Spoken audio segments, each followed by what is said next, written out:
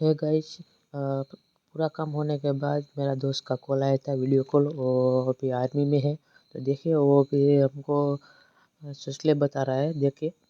और ससले भी बहुत बढ़िया है। और मेरे टीम में कुछ लोग हैं जो मेरे साथ रहते हैं, ये सब लोग मेरे साथ है। और एक और भी दोस्त है, वो भी ऑनलाइन पे नहीं है।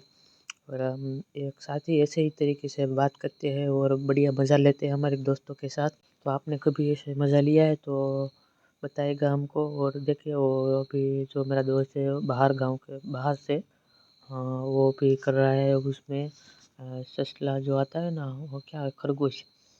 खरगोश को भी वो रमाड़ रहा है, देखिए, खेल रहा है उसके साथ।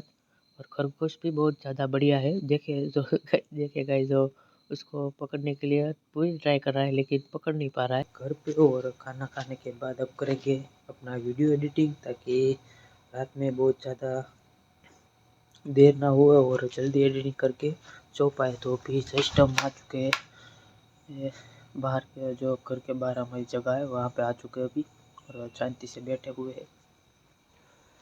तो अभी एडिटिंग कर लेते हैं।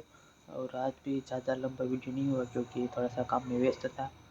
तो चलिए दोस्तों, कल मिलते हैं नए वीडियो के साथ। जय हिंद।